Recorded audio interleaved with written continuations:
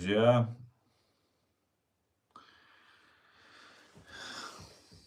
Ассаламу алейкум. Витаю вас, всех, друзья.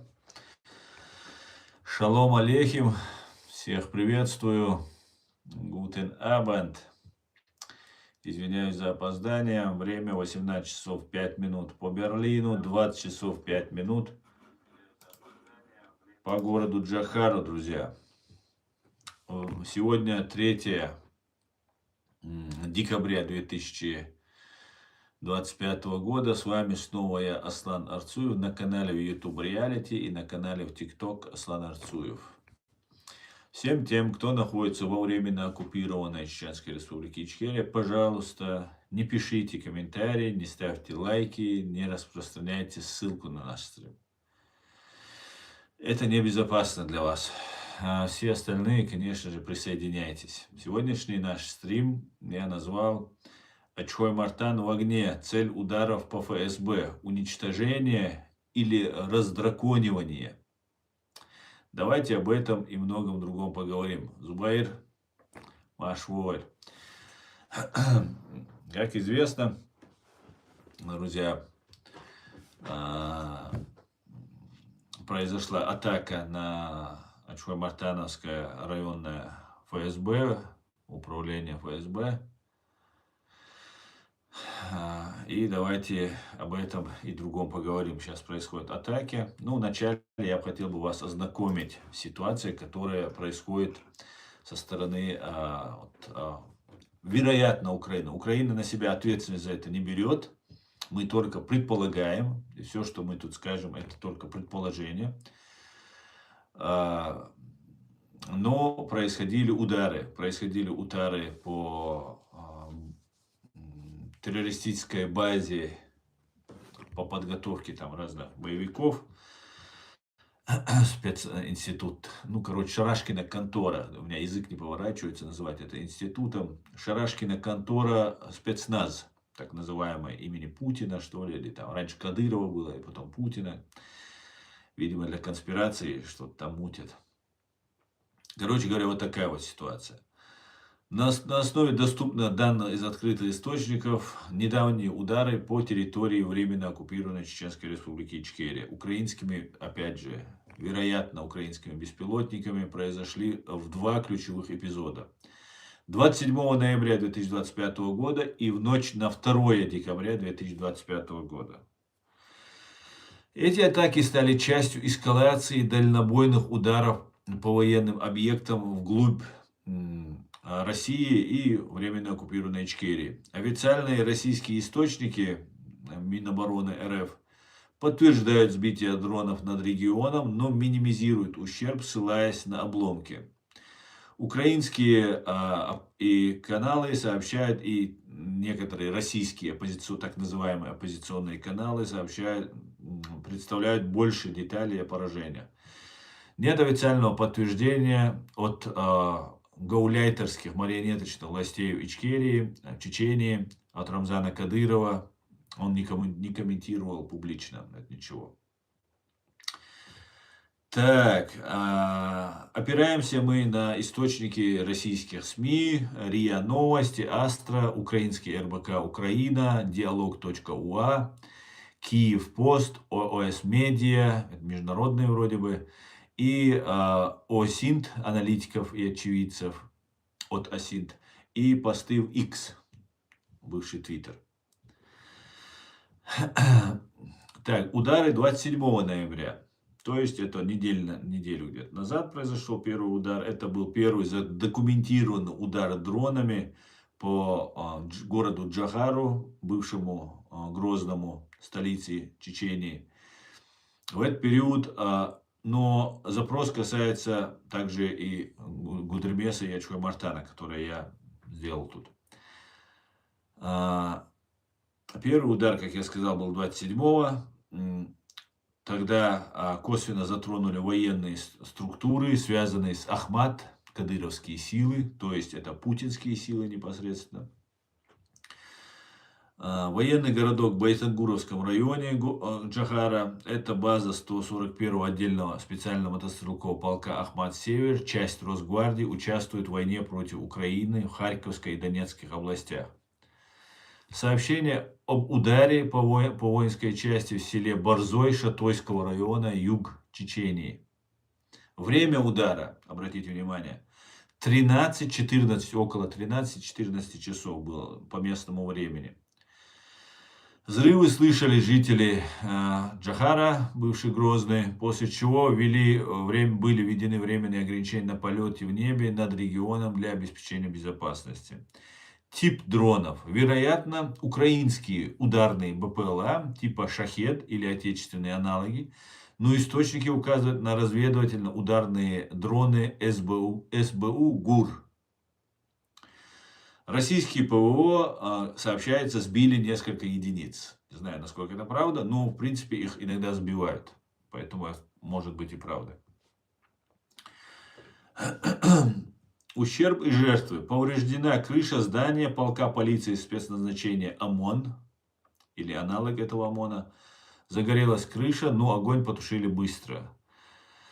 По данным Кадырова, опубликовано 4 декабря, но ретроспективно 4 декабря, в принципе, еще пока не настало, но почему-то тут так указывается.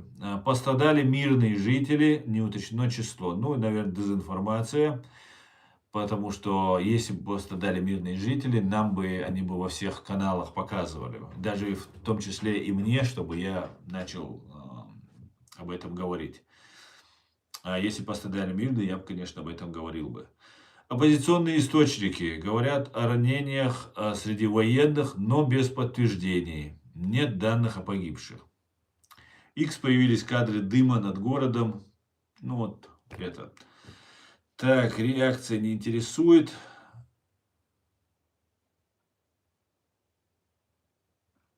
Так, это первый был удар, как я сказал, по этому банде Шарашкиной конторе спецназ в Гудермесе. Это 29 октября 2024 года было. То есть больше года и месяц назад это было. Так, потом были удары в ночь на 2 декабря 2025 года. Основной эпизод по Гудермесу и Очкой-Мартану. Этот инцидент, прямые удары по указанным районам. Атаки произошли в рамках массированной ночной операции по нескольким регионам РФ, временно оккупированная Ичкерия, Чечения, Кубань, Ростов, Волгоград. Место удара, да я вот беру только Чечению. Место удара. Гудермес. База полка Ахмат, 78-й отдельный специальный мотострелковый полк Север Ахмат, часть 42-й мотострелковой дивизии. Удар по зданию ОМВД в Гудермесском районе, улица Ватутина, 87, где базируется подразделение. Рядом университет спецназа РУС, ранее атакованный в 2024 году. Очкой-Мартан, запад Чечении. Районное управление ФСБ РФ, Нуродилова, 81, рядом с отделом также ОМВД. Здание сильно повреждено пожаром. Ночь на 2 декабря, примерно в 2 часа до 5 часа утра были нанесены вот эти удары. Первый взрыв в Гудермесе зафиксирован на видео около 3 часов ночи. В Очкой-Мартане следом был следующий и пожар до утра. Где-то в районе 4 часов в Очкой-Мартане по зданию банды ФСБ был нанесен удар. Ограничения на полеты ввели в Джохаре и в окрестностях. Также тип дронов – это украинский БПЛА «Камикадзе» на базе электромоторного самолета Е-300 Skyranger. Дальность 1000 плюс километров, скорость 140 км в час. Один дрон попал в ОМВД Гудермеса. Это видео имеется.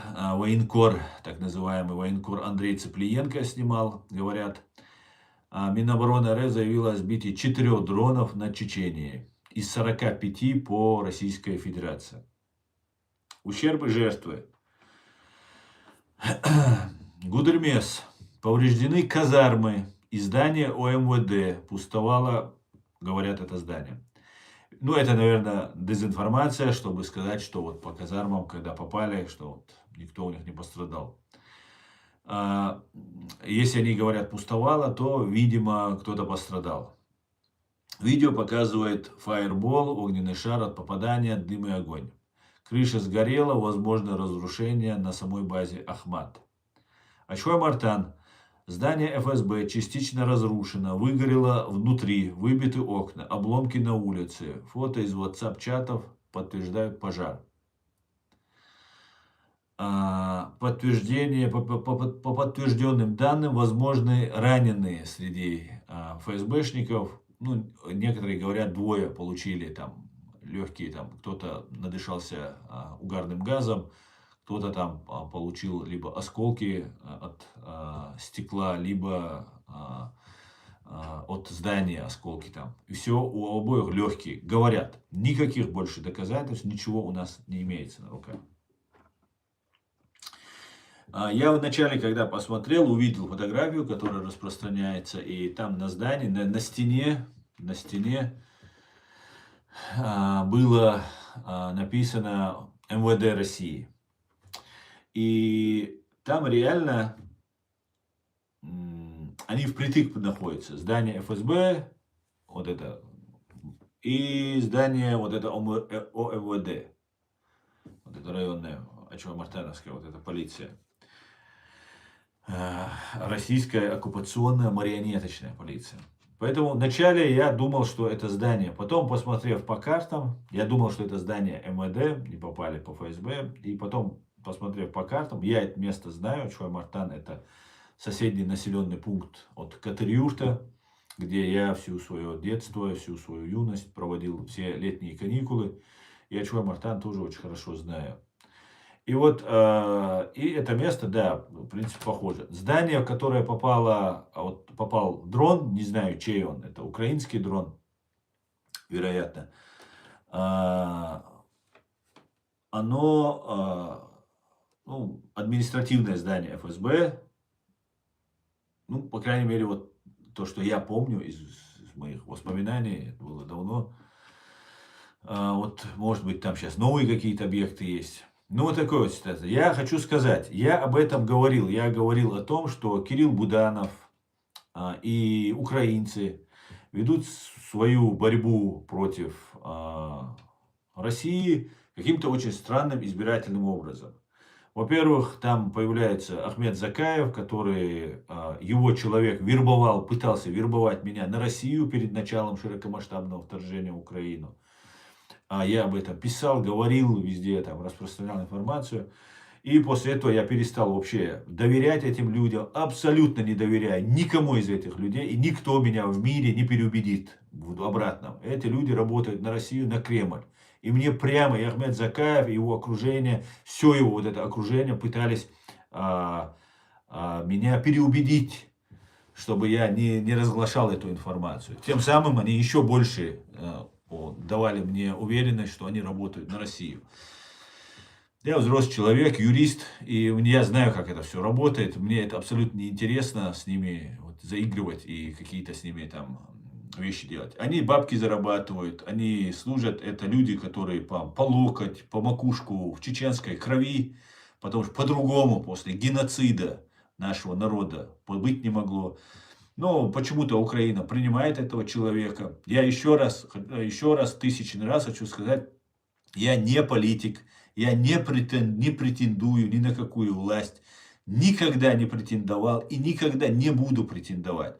Чтобы потом говорили, что мы какая-то оппозиция, я что-то хочу там власть там, и так далее, мне какую-то там должность, власть нужна. Ничего подобного. Наоборот, мне они предлагали, и деньги предлагали, и власть, и должности, там разные там такие вещи говорили. Но я никогда этим не интересовался, мне не нужно. Я правозащитник, я занимаюсь защитой прав чеченского народа.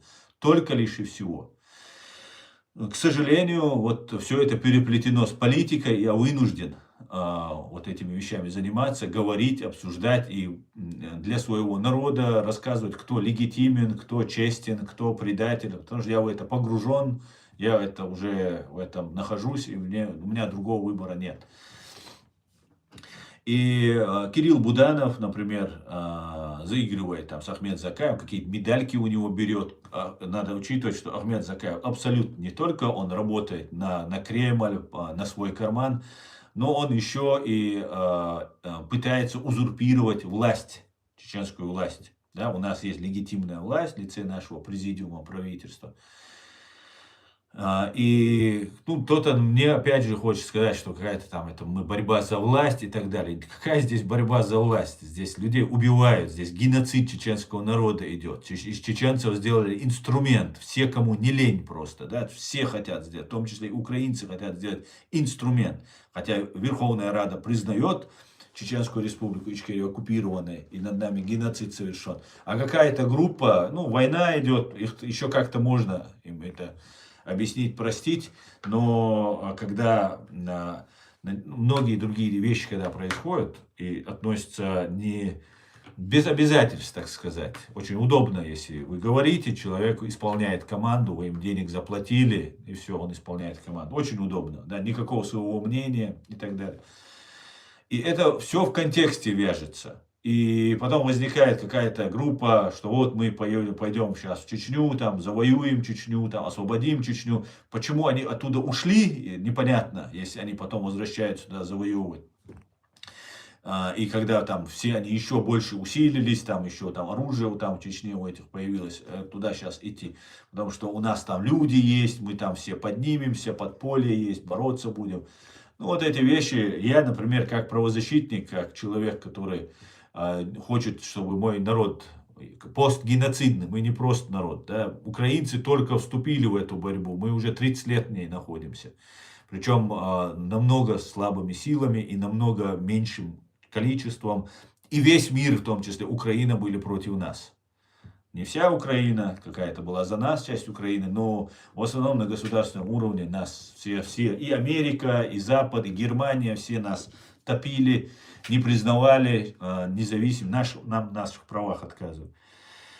И Закаев делает какие-то медальки, отдает их Буданову, Буданов их передает какому Зеленскому, президенту Украины. И, ну, вот в этом контексте у меня складывается впечатление, что, ну, может быть, Буданов некомпетентен, может быть, Буданов просто хочет использовать для своих каких-то, да, чисто украинских целей и плевать им. Все обижаются, почему американцы там не помогают до конца Украине, почему Трамп там какие-то вещи говорит. Но Украина ведет точно так же по отношению к чеченцам. Понимаете, точно так же, если не хуже. Понимаете, это нас просто уничтожают, добивают просто, да. Причем наших бойцов, там Арти Грин, там есть один такой комментатор, он говорит, ну там используют некоторых, говорит, недалеких. И наших бойцов, там Ису Мунаева, нашего генерала, убили, а потом ребята, которые там воюют, которые, может быть, не так хорошо разбираются в политике, их там используют под разными, там, СБУ, там, может быть, еще, ГУР, там, и кто-то. И таким образом еще их называют, там, ну, недалеких, там, таких простачках их еще называют. Прямо об этом у себя в эфирах рассказывают. Это все, конечно, у нас, мы это все фиксируем, наблюдаем, и хотелось бы, чтобы относились к нам с пониманием, так сказать. И вот начали бить по, как вы видели, бьют по именно Кадыровым. Ахмед Закаев и давным-давно российская так называемая оппозиция, Руслан Кутаев, Ахмед Закаев, там разные другие, там разные товарищи, эти люди представляют оппозицию Кадырову. Я их идентифицирую как старая советская КГБшная или ГРУшная номенклатура, которые, это кланы ФСБ или ГУР, ГРУ точнее, которые делят власть между собой. Я это объясняю долго, подробно, чтобы вы понимали, вот я сейчас приду к тому, что там у нас в Ичкерии происходит. И когда шла война, Путин сделал ставку на Кадырова, на клан, на Ахмада Кадырова. Это люди, которые Ахмад Кадыров, нужно признать, был очень неглупым человеком и очень нетрусливым человеком. Он в эти военные действия везде там участвовал. И был такой, и решения принимал такие кардинальные.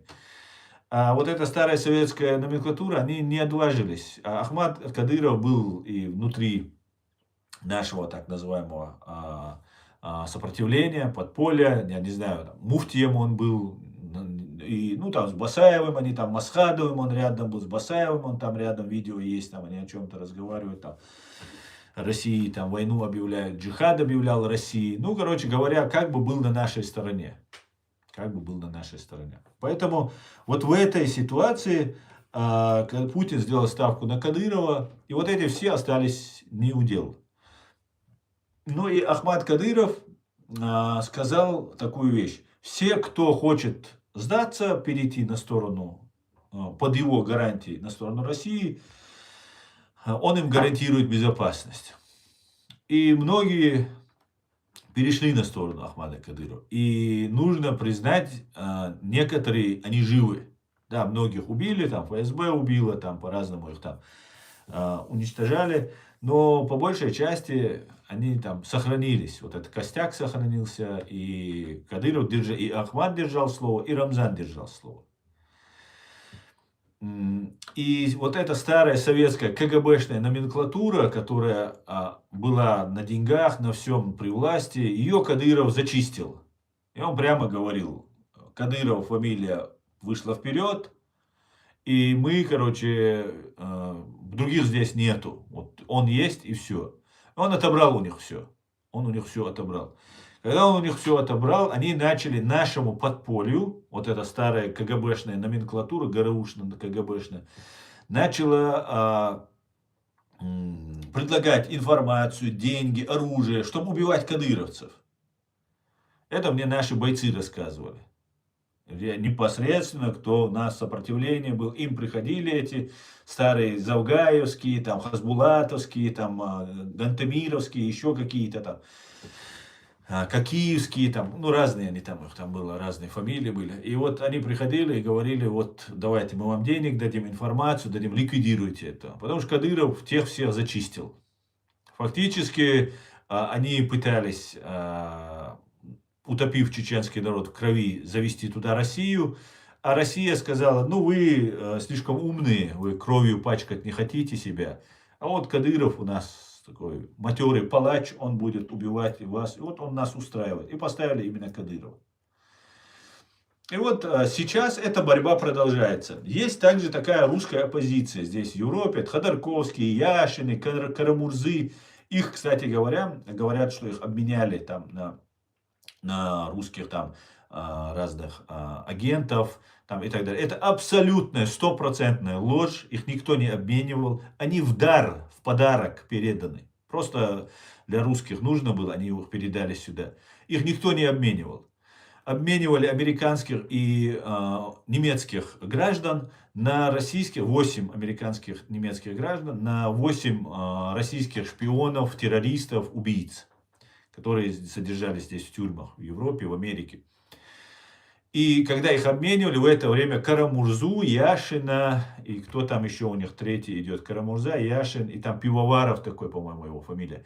Вот этих троих, по-моему, может быть, еще кто-то с ними был, вот этих людей в дар просто отдали. Они нафиг не нужны, ни немцам не нужны, ни американцам, их просто отдали. И они тут из себя изображают, что они какие-то борцы там, за свободу, там, за демократию и так далее. Я что хочу сказать, вспоминая вот этих деятелей. Эти люди являются именно теми, кто постоянно твердил, мы должны там, третья чеченская, Кадырова нужно зачистить, третья чеченская. Но мне абсолютно все равно на Кадырова. Кадыров преступник, и он будет отвечать перед чеченским народом. Дело в том, что в лице Кадырова они хотят уничтожить снова чеченский народ и привести вот эту старую советскую номенклатуру, которой так и не удалось. Такие неудачники уже в квадрате они уже. Сейчас, наверное, в кубе хотят стать. Уже дважды они неудачники, сейчас в кубе, наверное, станут. Потому что никаких шансов у них нет. Никаких у этой старой КГБшной номенклатуры, никаких шансов нет. Но они попробуют опять обманывать чеченский народ. Сами они убивать-то они готовы. Они убивали и подставляли все остальное. Но они сами непосредственно умирать не хотят. Открыто убивать там вот, по горло в крови быть. И сейчас и время уже не такое. И чем сейчас Кадырова жизнь заканчивается, тоже видим. Да?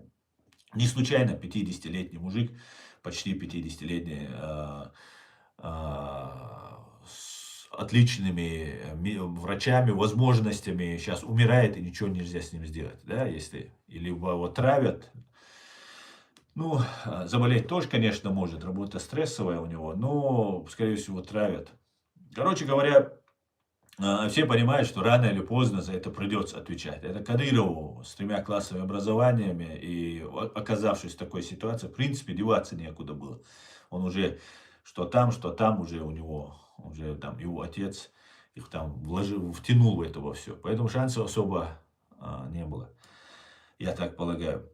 Поэтому сейчас вот эта старая советская номенклатура, в том числе вот эти Ходорковские, Яшины, Карамурзы, там, кто там еще, Гудковы, Мутковы, вся вот эта братья, они собираются третью чеченскую сделать. Третья чеченская, она удобна еще для того, чтобы отвлечь внимание от Украины и всю вот эту банду, которая в Украине там каждый день утилизируется украинскими воинами, перенаправить потом на Ичкерию, на Чечню, и туда загнать, ну, короче, там зачистить все это дело. Короче говоря, ничего хорошего они нам не готовили никогда. И дальше не будут готовить. И дальше не будут готовить. И вот всех вот этих вооруженных, так называемых кадыровцев, они их будут тоже утилизировать, потому что вооруженные чеченцы с оружием, умением применять это оружие, даже в их российской форме, они им не нужны. Их тоже нужно утилизировать. Сейчас, пока они выполняют роль защиты Путина. Путина и вот режима Путина. Режима вот этого ФСБ. И вот в связи с этим, в связи в этом во всем контексте, о котором я вам рассказываю, начинаются наносить удары по временно оккупированной Чеченской Республике Ичкерия украинскими дронами, вероятно, украинскими дронами. И я задаю логичный вопрос, зачем, Кирилл Буданов, вы наносите удар по Росгвардии, по МВД, почему не бьете по центру принятия решения, по голове почему не бьете? Вы с ними заодно, я спрашиваю, вы медальку закаевскую там дарили, а они хотят вместо Кадырова там, прийти, как я уже сказал. И вы просто власть хотите сменить, не нас освободить. И вы еще говорите, чеченцы должны подняться, Чечня, вставай, там чеченский народ, что с тобой стало, говорит. Так мы чувствуем эту фальшь, не говоря, многие понимают, тот, кто даже не понимает, он чувствует эту фальшь, понимаете? Что хотят использовать, нас столько раз уже использовали, что уже без железобетонных гарантий мы ничего не хотим. Верховная Рада принимает постановление о признании Чеченской Республики Ичкерия оккупированной территорией, и над нами совершен геноцид. Низкий поклон, уважение всем, кто принял. Это Давид Арахамия, это слуги народа, это все, кто голосовал, народные депутаты Украины. Лично герои для нас всех. Все, кто, юристы, кто принимал участие в этом законопроекте. Молодцы, гордимся, уважаем вас. Но тогда пригласите президиум, откройте посольство, делайте до конца шаг. Верховная Рада что-то делает, а какие-то силы Закаева толкают туда. А мы знаем все, кто такой Закаев. Потом бьют по каким-то кадыровцам. Да убейте 1000 кадыровцев, что изменится? Вы чеченцев убьете, которые потенциально могут стать на нашу сторону. Потому что они, если ситуация изменится, они могут стать на нашу сторону.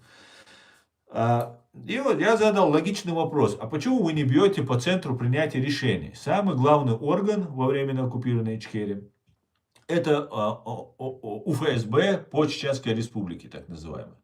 Ну и база Ханкала, где у них там около 100 тысяч военных, там, из завода, у них там детские сады, школы, там все остальное, квартиры. Семьями живут там на Ханкале, короче. Там в горах, там везде они там есть. Почему не бьете по центру принятия? Вот у меня вопрос только резонный возник. Я его задавал, еще раз задаю. Еще раз задаю. И происходит такой странный такой случай. ночь на 2 декабря наносится удар по ФСБ.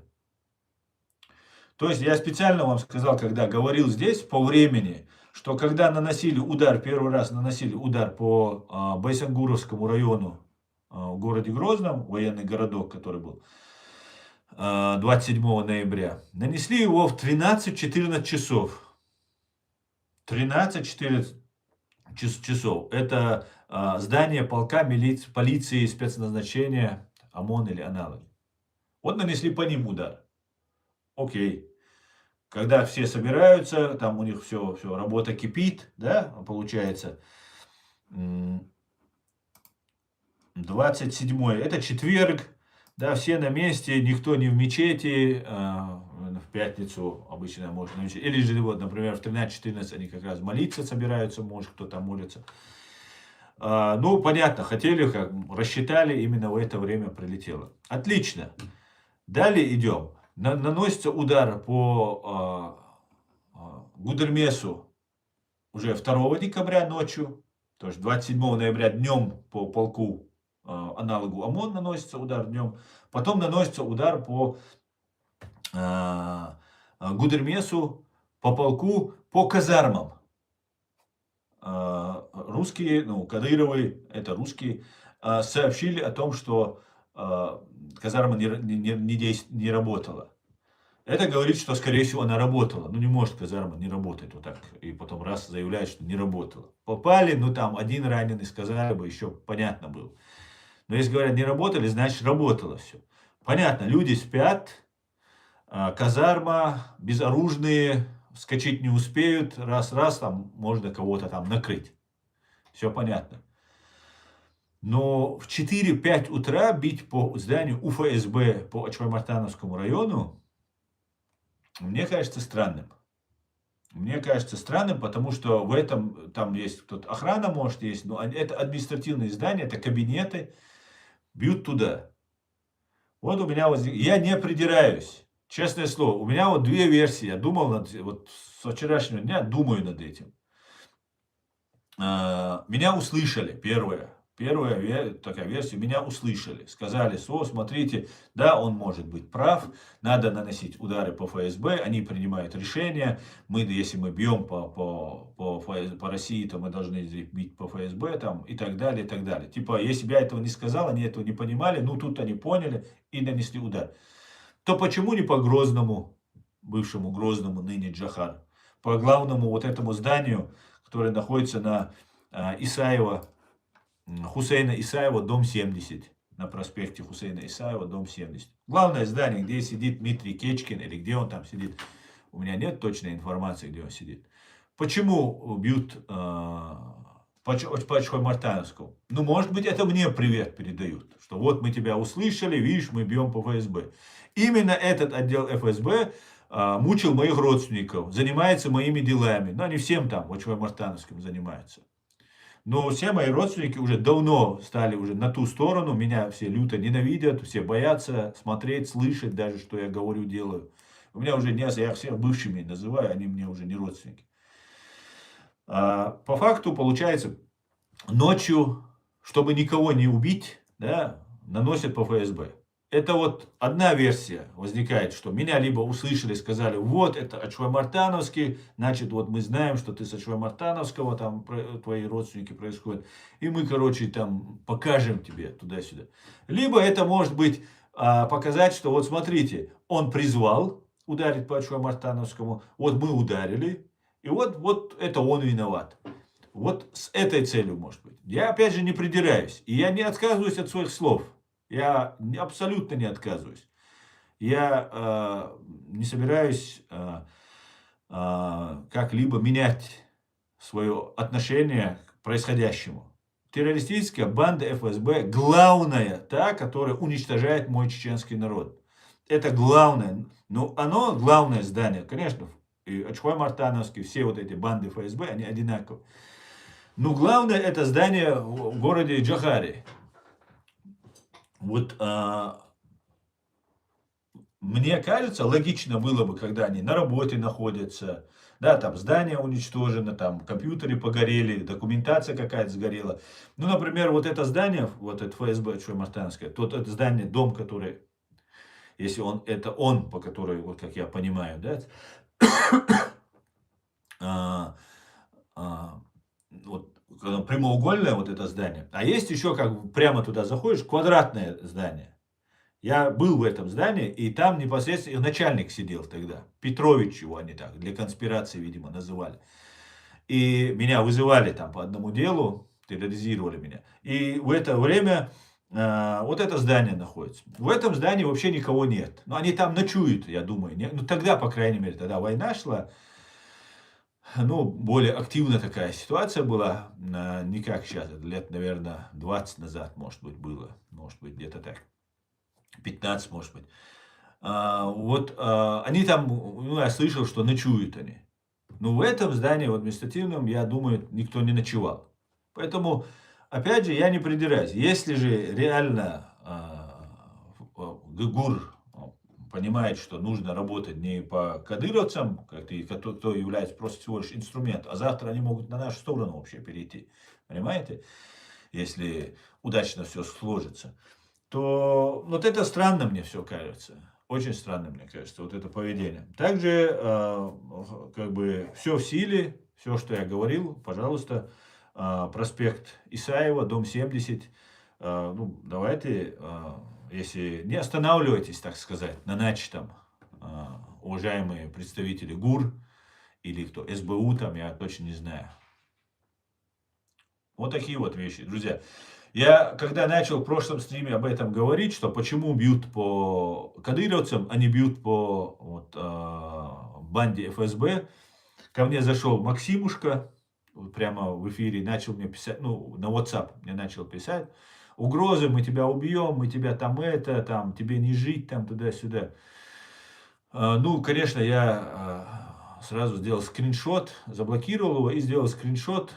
Потом Максимушка удалил свою фотографию. Максим, передаю тебе привет, гибнюк ты или настоящая фотка, в любом случае. Немцы уже о тебе знают. И твоя фотография у меня есть, все сохранилось, все отлично, твой номер, ты все, короче говоря, не избежишь ты он. Не избежишь, короче, за все то, что делаешь. И было видно, что их это очень задело, им очень не понравилось, что вот я про такие вещи прямо говорю. Но опять же, я не призываю бить именно, вот, поубивать людей и так далее. Даже ФСБшников. Но если бьете, то делайте это продуктивно. Это же украинские налоги, налоги западных налогоплательщиков, в том числе мои. Я тоже здесь налоги плачу, я тоже здесь мои деньги выделяются той же Украине, которой я плачу налоги. Поэтому нужно эффективно расходовать. Террористическая банда ФСБ, она должна быть полностью изгнана. Либо, как говорил Джохар Дудаев, два вида должно быть оккупантов на территории Ичкерии. Те, которые уже в могилах лежат, или те, кто будут лежать в могилах. Других не будет там никаких оккупантов. Это касается ФСБ. Они, конечно, опять себя возомнили там царями, господами, богами, они там всем управляют, там все боятся, все им подлизываются и так далее, и так далее. Но на самом деле мы помним, когда Советский Союз развалился и КГБ ушло в подполье, как эти все стукачи ГБшные там бегали от угла к углу, а самих КГБшников не видно, не слышно, они все разъехались в Моздок, Минводы там где-то попрятались. И это тоже скоро произойдет, в ближайшее время. Как-то так, друзья. Давайте почитаю ваши комментарии и посмотрим. Посмотрим, что, как тут происходит. Да. Так.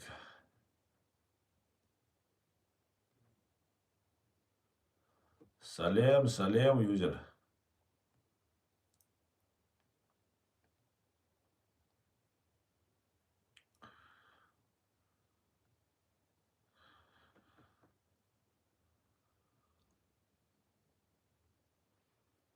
Ой, я смотрю, вся ФСБшная, ГБшная шушера вылезла ко мне здесь. Ну, вы не обижаетесь так? Ну, извините, так получилось, Леон.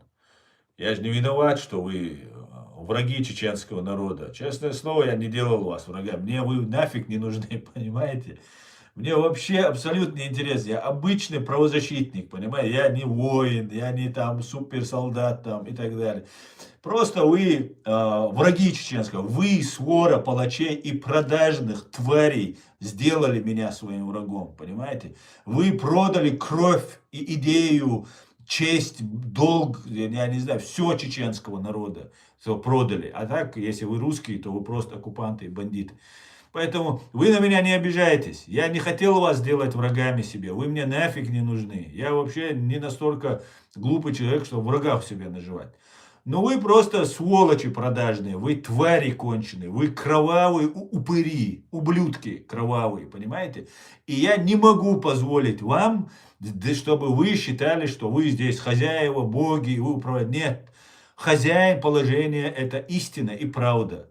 А истина и правда за нами, за простым чеченским народом. Поэтому вы можете злиться, вы можете мне что-то писать, там что-то чушь свою разную писать.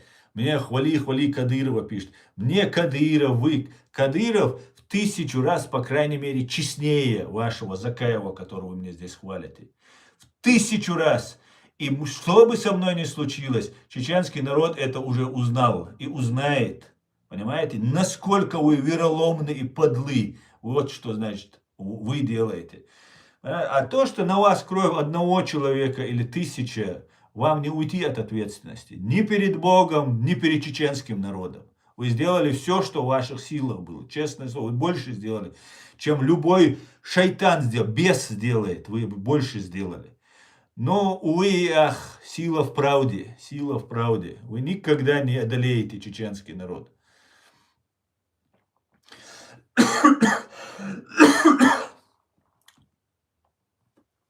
Так, давайте почитаем здесь. В YouTube почитаем. Так, приветствую, Старсклайд, Кавказиан, салам, алейк салам, Шамиль, всех, друзья, приветствую, шалом, Иркин. Сейчас, кстати, разогреваю всю эту ненависть к Кавказу. Например, вновь распространяется по всем каналам, что в январе будет рост налогов на электроэнергию за регионы Северного Кавказа. Да, работа ведется, конечно, они нагнетают. Ну, алейкум салам, Аснан. Ну, алейкум салам, Осман. Так, откуда украинцы знают, что точное расположение сил Ахметки в Чечении, если это не наводка США или все-таки с Лубянки? Ну, Шамиль, во-первых, конечно, это может быть наводка из самой Лубянки.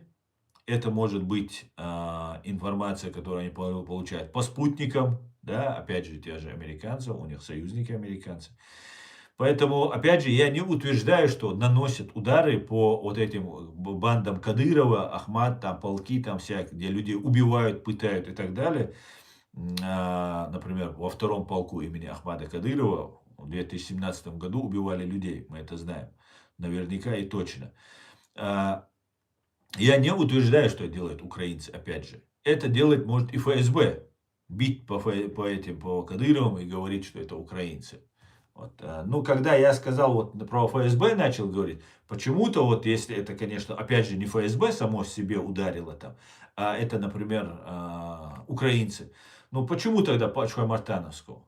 Вот. Потому что я об этом, меня услышали. Отлично, я опять же не придираюсь. Если на самом деле там в Украине сидят люди, которые не отказывают нам в праве, которые их Верховная Рада признала за нашим народом, оккупированной нашей страной, и что над нами совершен геноцид, а мне вот второе признание геноцида моего народа, это самое главное. Самое главное, потому что я с этой целью, меня абсолютно политика не интересовала бы, если бы она не была переплетена вот в этих всех вещах. Все, занимайтесь сами. Вот у нас есть президиум, у нас есть другие люди, кто политикой занимается. Полный вперед. Я правозащитник, никуда лезть не собираюсь. Я собираюсь только преследовать, убить своего народа до конца своей жизни. Все, что меня волнует, что меня интересует. И вот когда вот это все начинает происходить, у меня, может быть, ФСБ бьет, может быть, они сами бьют, может, украинцы бьют. И если это не так, если украинцы ГУР Буданов реально борется, не хочет чеченцев использовать как недалеких каких-то там дикарей, там бить по Кадырову, привезти туда, потом Закаева, или там Закаев туда, никто его не примет, там какой-нибудь Даудов там станет, может Иванов, Петров какой-нибудь там другой сядет. Мы же не знаем после Кадырова, кого там Россия назначит. Вот если вот это все не делается, то я виноват, извиняюсь. Перед ГУР, перед Будановым, все. И я ваше подчинение, можно сказать. Можете считать, что я ваш солдат, короче. Если это так. Ну, а если использовать там какие-то свои вы игры, там еще вы что-то там мутите, делаете, ну, тогда извините. У нас свои интересы, тогда у вас свои интересы. Вот о чем я хочу сказать. Понимаете? Если это не так, если идет работа целенаправленная, и мне передают там привет не ФСБ, это само собой по себе ударило, а ГУР там передает привет и говорит там, вот мы там делаем, то я говорю, такой привет у меня родственников там и так не осталось. Они мне уже никто, вот эти Ачвамартановские, все там, все остальные. Мне вот тогда бейте по Грозному, по городу Джахару. Там находится Дмитрий Кечкин, самый главный террорист, убийца и бандит. Бейте по ним тогда. Ну, покажите тогда. Вот я тогда буду видеть, что вот реально работа ведется в этом направлении. По Ханкале ударить, наверное, сложнее будет. Там ПВО у них там и так далее, может быть. Сложнее попасть будет. Но по главному зданию ФСБ попасть можно. Почему нет? Да. Как-то так. Да. Шалом, братья, ночи, ам Израиль хай. Шалом, Лукас. Уалейксалам, машала ожила, берзла, машуэль, уалейксалам. Страны Запада активно сотрудничают с этим ФСБ, чуть ли не целуются с ним. Имя, фамилия. Я бы хотел тебе возразить. Я хотел бы сказать, что ты не прав. Но ты прав. Вот в чем большая проблема. Да, они с ними заигрывают, и потом просто получается хвост виляет собакой. Понимаете? Вот что получается. Хвост виляет собакой. Они там свою какую-то пользу извлекают, Запад, от этого ФСБ. А то, что там с чеченцами, с украинцами, с грузинами, с армянами, азербайджанцами, ну не хотели. I'm sorry. Тут миляет, как говорят немцы. Так получилось. Вот как это все уходит. Ну, извините, это... Чем тогда для нас разница тогда? Если мы рассчитываем на какую-то принципиальность, а потом раз они заигрывают. Да, именно так. Заигрывает Запад. Заигрывает. Посмотрите, вот эти все каналы, везде сидят. Вот, это пропаганда, ее нужно запретить. Вы зайдите, вы Соловьева, Скобееву, все спокойно там лежит в Ютубе. Мой канал запрещен на территории фашистской России.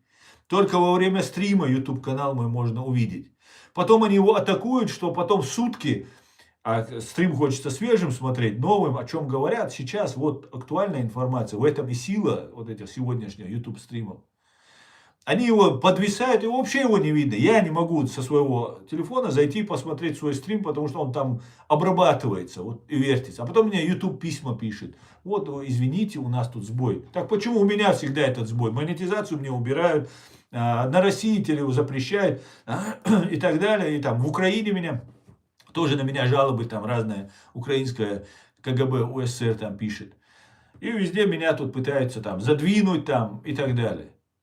А эти российские пропагандисты сидят, Фейкины, Гудковы, Мутковы, там, Навальный, всем им бабки выделяют, с ними там работают и так далее.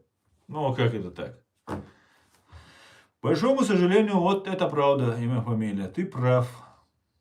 При выходе Джохар ударил по плечу своего охранника и спросил: так, так, салам всем свободным людям, салам, брат Асан. Салам, шалом алейхим, брат Эд. Приветствую тебя, дорогой. Привет, Асан. Многие чиновники имеют двойное гражданство и увозят из страны огромный капитал. Нет ли у тебя подозрений, что это такая форма подкупа европейских стран? Приветствую, Баванетка. Да, я думаю, определенная часть, да, абсолютно так. Абсолютно. Ну, не знаю. Так, Андро Карителли, здравствуйте. Правда, что Кадыров умирает? Ну, Андро Карителли, похоже, да, похоже, что у него какая-то болезнь есть. Может, имитация идет, но слишком плохо выглядит. что вполне возможно, что и может. Знаете, у российских спецслужб, наверное, не только у российских спецслужб, есть возможность возбуждать онкологию. В каждом человеке есть онкологические клетки. И их можно возбуждать, запускать их можно. Такой механизм самоуничтожения организма. Если у вас есть, у них есть ваша ДНК, а у них есть кадыровская ДНК, все, что им нужно у Кадырова, они там имеют, это можно легко делать. Вот просто направляют какие-то свои силы. Вполне возможно так. Не знаю я. Вполне возможно. Спецслужбы Украины, во власти много кто работает сообща с ФСБ. Да, Ирки, ну вот смотрите, сколько лет, вот уже почти 4 года война в Украине идет, почти 4 года Ермак был рядом с Зеленским, ну, главнее все говорили, он чуть ли не главнее самого Зеленского, там всем управляет, такой серый кардинал и все такое. При всем при этом он связан с Патрушевым, там, прямо говоря, там в Омане встречался, там его отец там потомственный какой-то там из структур ГРУ или КГБ, ну и так далее. И вот у Подоляка, говорят, брат, вот есть Подоляк, Freedom канал, вот это, да, вот правозащитный журналист там, который там ведет вот эту всю деятельность. Не знаю, насколько достоверно, вы зайдите в Facebook, там все, его брат якобы недавно погиб, он там на стороне России воевал. Ну, вот эти вещи, не, конечно, может быть, и родной брат оказаться на той стороне, ты на этой стороне. Ну, просто когда их так много вокруг во власти, то кажется, почему украинский народ вот так, к нему так относится, почему вот это все происходит. И я все смотрю, опять же, через призму чеченского вопроса. Реальные борцы, кто побеждал Россию, это наш президиум. Люди, которые непосредственно 4 раза побеждали Россию. В войне, в противостоянии. А приглашаются люди, которые меня вербовали, пытались вербовать на работу на Россию. Ну, вы что это такое? Вы меня потом, кто-то хочет меня переубедить, что это... Меня нельзя переубедить. Я сам все видел, слышал, знаю. И мне это все рассказывается. Очень как-то странно все кажется. Добрый вечер, Роман. Добрый вечер. Добрый вечер. Так, подождите секунду. Сейчас я попробую здесь.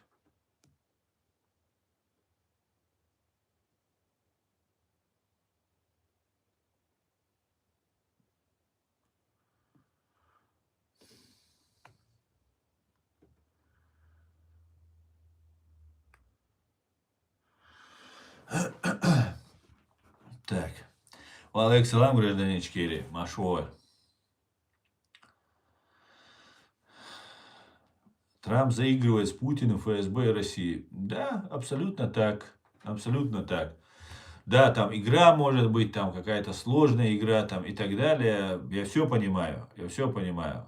Но давайте исходить из того, что украинцы, которые сражаются, сидят сейчас в окопах, каждый день получают увечья, мерзнут, погибают, голодают, да, может быть, не все время, но все равно, ты же на войне трехразовое питание не всегда получаешь, простуживаешься. Наши бойцы, которые проводили в лесах, в горах время, они утро начинали с горстки вот таких таблеток.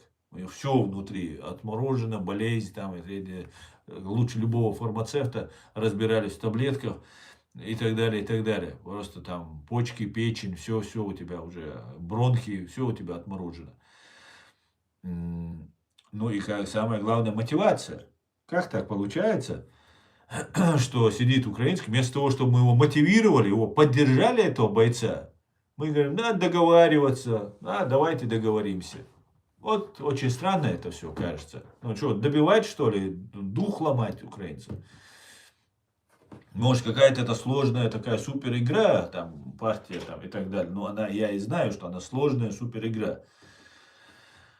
Но давайте будем не забывать про интересы самой Украины.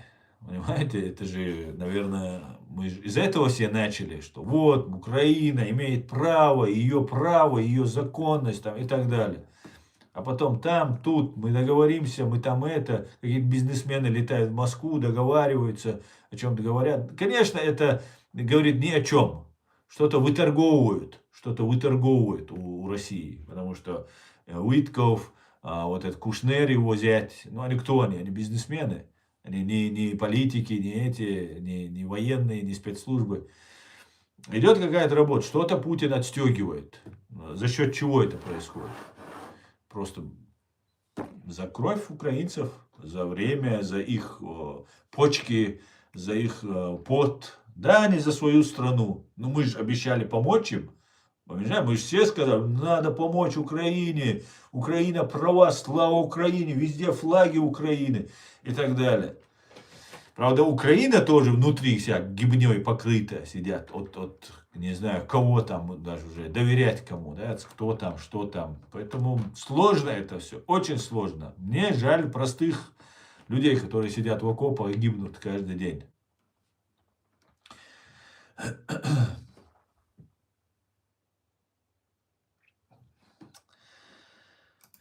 Украина бьет точно. Украина и Россия, они оба не хотят остановки войны, мое мнение. Вот только жалко людей простых, которые умирают в это время. Я думаю, Украина хотела бы остановить войну. Мне кажется, очень глупо было бы со стороны Украины считать, что им война нужна. Нет, если бы им война нужна была, они бы напали бы на Россию, а не Россия на них. Они умоляли, избегали этого конфликта всячески.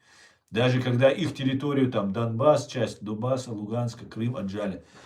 И так, и сяк, и там, и это. Ну, кто хочет войны? Дураков нет. Это вон Путину нужна война. У них своя там великодержавная фашистская вот эта идеология, что вот великая Россия там и так далее. А украинцы хотели жить в своей стране. Поэтому я не думаю, что это украинцам нужно. Украинцам нужны гарантии. А гарантии как можно от них получить, если они один раз обещают не напасть, второй раз обещают не напасть, третий раз обещают и каждый раз нападают. И не только же речь не только об Украине. Идет и Ичкерия, и Грузия, и все остальные. Понимаете? А потом все удивляются, а почему это Грузия не поддерживает США, там, Великобританию? Почему чеченцы там отвернулись, там все там не верят Америке, убери флаг Америки, мне пишут. Почему это происходит?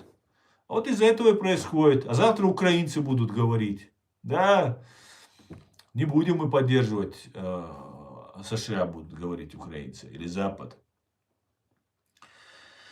Хотя сейчас они не в том положении, чтобы об этом говорить. Им любая помощь им нужна, и никуда от этого не деться.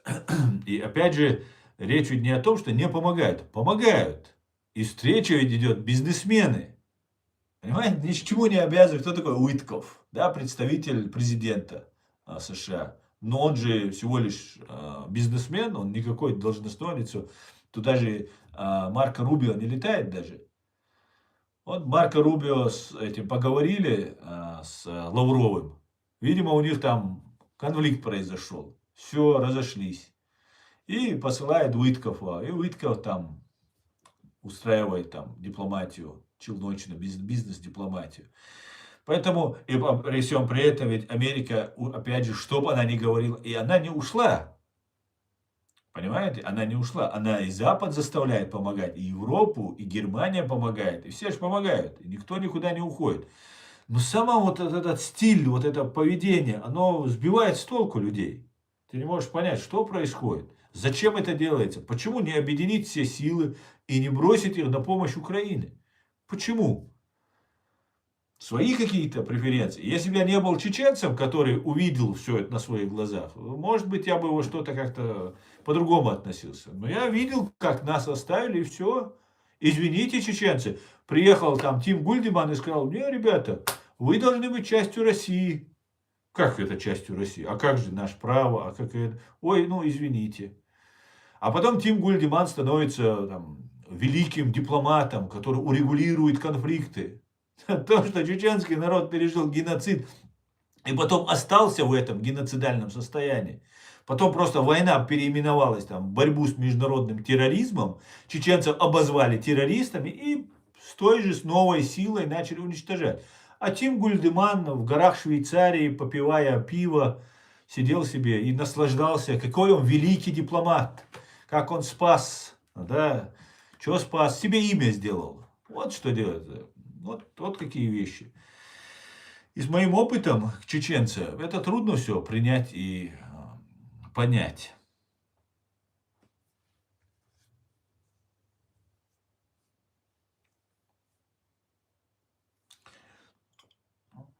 В этой войне со стороны Украины гибнут лучше, а со стороны России ничтожнейшие. Бонетка, я полностью с вами согласен, да, абсолютно, абсолютно так. И так было и у нас. Нам вот это все, вот это сброд со всех бомжей, бичей, там всех, все собирали с России, засылали. И чтобы одного там у нас убить, там 100 тысячу своих засылают, чтобы его из окопа вылез. И потом всех и своих, и наших накрывают. Как сейчас они это делают в Украине. Да, совершенно верно.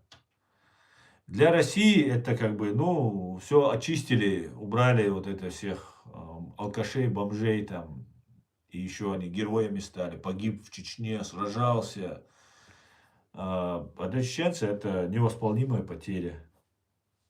Короче, вот такой вот.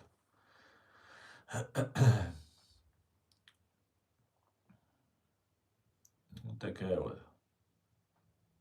Они сейчас повторяют такой же сценарий в Украине. К сожалению, Хельга, очень похоже. К сожалению. И спас расизм. Да, Баванетка, это ты, Леони. Я тебя, наверное, кот Кискиным я тебя путаю. Здесь сейчас все изменилось ведь. И я поэтому тебя называл Баванетка, а я кот Кискина называл Баванеткой. Лакшми я тебя буду называть, чтобы как есть, так и буду читать. И спас абсолютно так. После того, как чеченцев оставили с людоедами в клетке, чеченцы оказались бандитами, террористами и так пошли на Грузию. Сразу же, в 2008 году, как только силы набрались, сразу же напали на Грузию. После того, как с Грузией все там у них порешали, все там как нужно, им достаточно быть, чтобы Грузия не ушла в НАТО, занять ее территорию и ползучую, вот эту Южную Осетию забрали, там убили грузин много, и потом начали потом ползучую оккупацию делать. Грузины смотрят, а где Запад, а где Америка, а где все там нам что-то обещали, там, все торгуют, все дела делают. Ты думаешь, ну елки-палки, да, никто не хочет быть с Россией, но никто не хочет быть, чтобы ты вообще никем был. Просто инструмент, просто ты, ну или сам Бориси, тогда, как это так? Потом напали на Сирию. Помните? Сирию напали, уничтожали Сирию. У нас учения там проходят. Просто уничтожали людей, просто бомбили, все сравнивали с лица земли. И именно Путин на это намекал. Говорил, мы в Украине хирургически работаем. В Украине хирургически работает, там, ювелирно, или как он там сказал, работает. Работает, потому что там есть ПВО и самолеты сбивают. А в Сирии не было такой возможности. А сюда он якобы в Европу атомную бомбу бросит. Бросит он атомную бомбу. Да. Эта крыса боится больше умереть, чем любая там, да, не знаю, бабушка там, которая боится всего. Вот так вот. Поэтому получается, что потом пошли на Украину, напали. А что не напасть? На Чечню напали, прошло. На Грузию напали, прошло. На Сирию, на учения поехали в Сирию, уничтожили там 1 миллион людей. Ничего, все нормально. А что на Украине напасть? Напали на Украину. Вот мы пришли к тому, к чему пришли.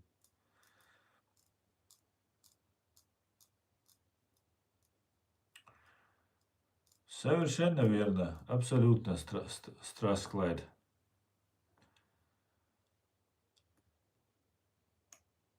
До 2014 года на Россию практически никаких санкций не накладывали. Не то, что не накладывали, ими гордились, Старсклайд. Путин приезжал, представьте себе, весь Запад, Германия, говорили, нет, убивайте. Немецкие журналисты у нас там были, наблюдали, все своими глазами видели. У них здесь по всем каналам показывали. И потом началась война, Путин пришел, опять же, ельцинский ставленник, все как положено и так далее. И здесь у нас в Мюнхене проводят конференцию по безопасности, по-моему, форум по безопасности, как-то он их там называется. И задается вопрос, а почему вы людей убиваете в Чечне? Ему журналист задает вопрос. Он говорит, вы поддерживаете исламских террористов? А, вы хотите сделать, чтобы мы вам обрезание сделали? Приезжайте, мы вам сделаем обрезание. И вся вот эта свора вот этих, как их, сволочей, как по-другому их не назовешь, сидят сейчас, которые там очень противники России. Я не верю, что они противники России. Не могу я в это поверить. Он говорит, Путин говорит, приезжайте, мы вам обрезание сделаем. У нас есть специалисты, там, мы вам сделаем. И все смеются. О, чеченцы, мусульмане, обрезание, ха-ха-ха, как смешно. Геноцид, уничтожение народа идет. И они сидят на этой Мюнхенской конференции, Путину ручки пожимают, да, и ему слово дают. Вот ты что сидишь?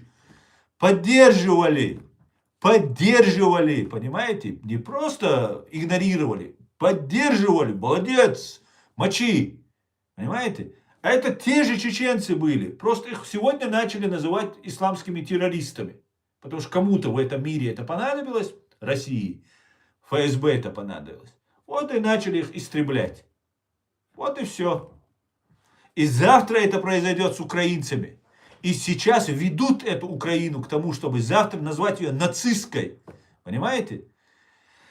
Взрывают. Вы думаете, 24 ноября 2025 года центральный детский магазин Алексей Титов просто так взорвал, где сам подорвался, перед началом учебного года, на День независимости Украины. Это, думаете, это просто так было? А потом в Миннеаполисе расстрел детей произошел через 3 дня после вот этого случая. А потом через 3 дня убийство Андрея Порубия. Вот это все, думаете, просто так произошло? Это звенья одной цепи.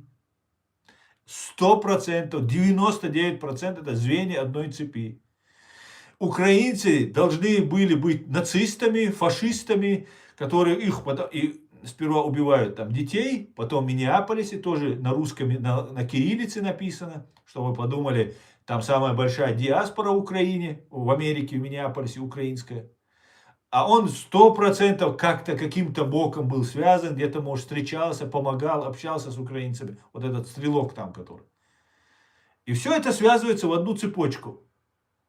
И потом убивают Андрея Порубия. Андрей Порубия, его соратники начинают говорить, ах, это там враги, там, которые сидят во власти там, и так далее, и так далее.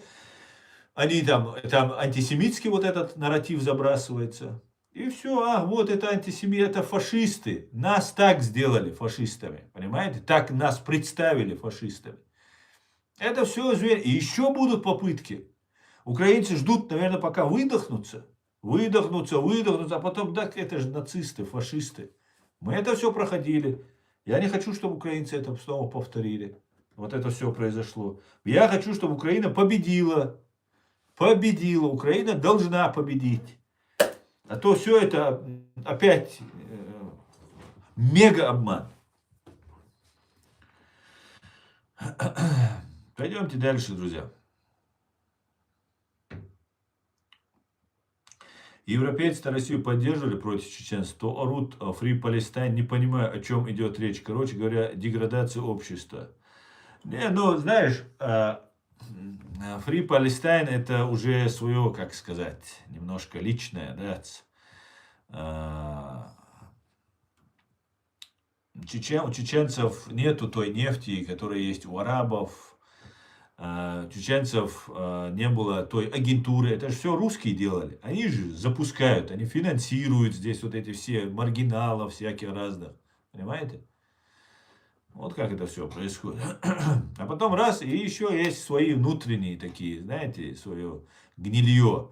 Там антисемитская, там вот эта вся грязь сидит внутри. ее поднимают, поднимают, поднимают. Им плевать на этих арабов сектора Газа. Абсолютно. Вот сейчас, опять же, молчат, нет ничего, все, тишина. Европейцы так, Асан, нет у меня вопросов или уточнений всех событий, которые происходят. Самое обидное то, что Мухти готов отправить в мясорубку ради грамоты или наград. Как много шакалов набросили за 30 лет. Да, Буря, да. Израиль тоже не в радости от политики Европы. Постоянно идет пропаганда, якобы евреи детей обнуляют. Также пропаганда, как 2000 из-за чеченцев показывали исламские террористы. Да, Стас Клайд, евреи, если кто-то думает, что здесь, некоторые евреи, тот же Гарри Табах, там что-то там про ислам, мусульман в целом говорит.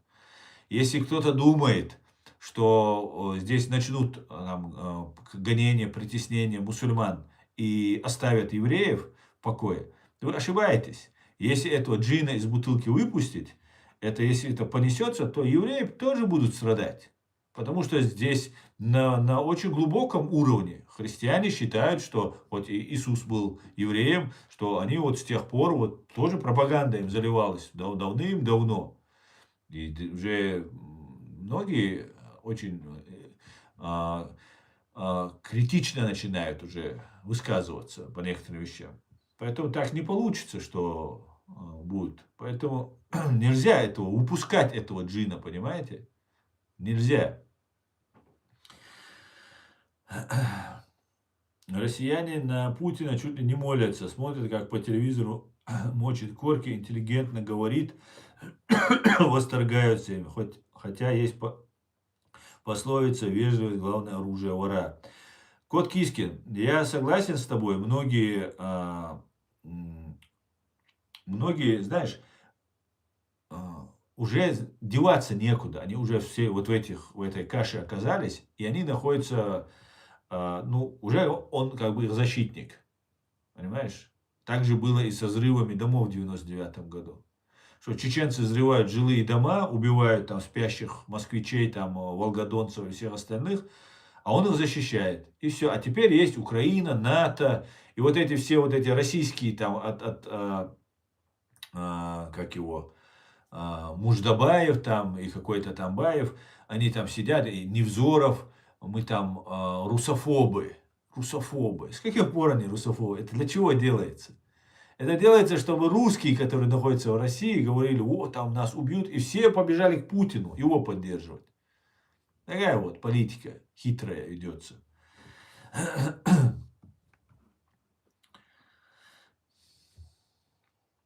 Арабы и русские финансируют все это левое движение, которые орут Free Palestine за защиту исламских террористов и прочую хрень. Да, старшина, арабы, иранцы и русские. Но у русских более возможностей всегда было больше.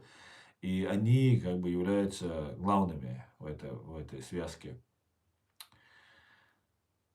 Украина с помощью Бога победит. Украина та страна, которая глубоко верующая. Да, Украина это победит в любом случае. Украина не сдадутся ни при каких обстоятельствах. Украинцы десятки лет были партизанами. Понимаете, когда уже ты ничего не мог в твоих силах, практически уже ничего нет. И голодоморы устраивали, их уничтожали голодом всех, чтобы не помогали этим же своим людям. И все равно они не сдались, все равно они выстояли, создали государство. И несмотря сколько Россия бросила сил, вот это КГБ бросила еще в советское время и постсоветское время. И все равно есть самосознание. Это древняя, глубинная нация. И у нее это не отнять. Это будет у этих людей всегда. Это потому что так они шли и формировались, и сохраняли все это. Просто жалко, что мы можем быстро объединиться, много чего сделать. А нет, мы там какие-то геополитические дележки идут. Россию дербанят, у России нет никаких шансов. Никаких шансов у России нет.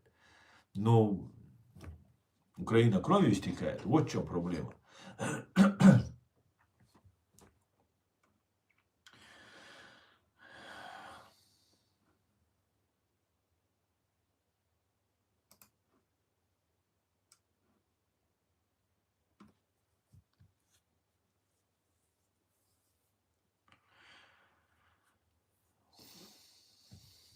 Так.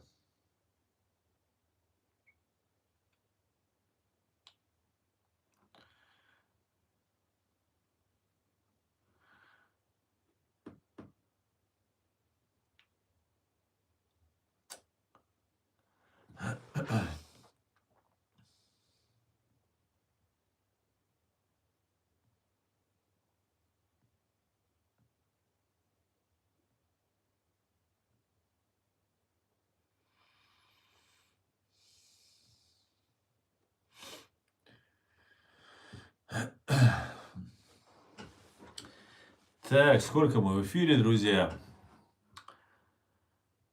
Вот такие вот дела. Ну, посмотрим, что будет дальше. Я думаю, прилеты по временно оккупированной Ичкерии будут продолжаться. Я полагаю, будут еще наноситься удары.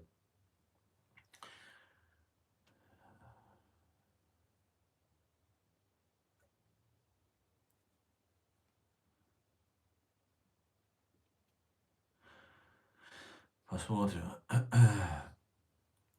что будет.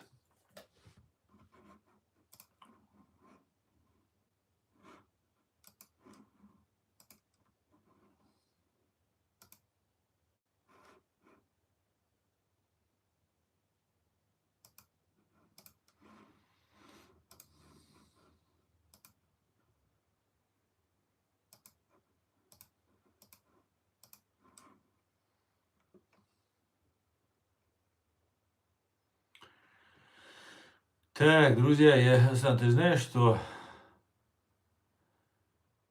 Бира, да, я знаю, я слышал Бира, то, что там, ну, я так краем уха заходил, ну, листал, видел, слышал.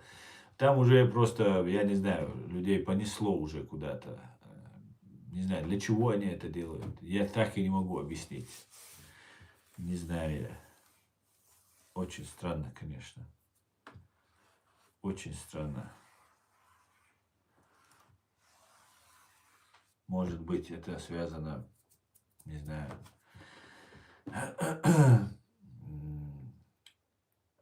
личные амбиции, может быть. Это человек, не могу я сказать, что эти люди работают на русню, но никакой пользы чеченскому народу они не приносят.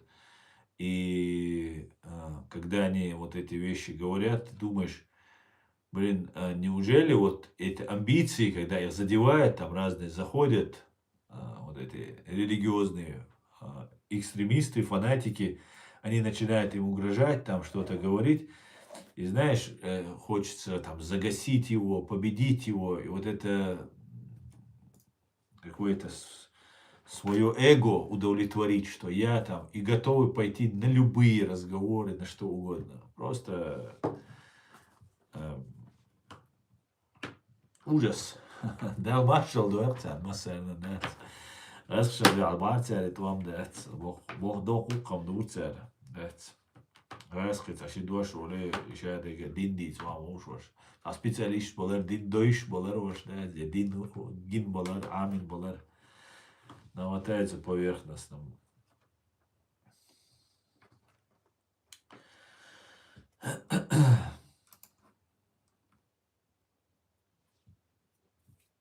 Так.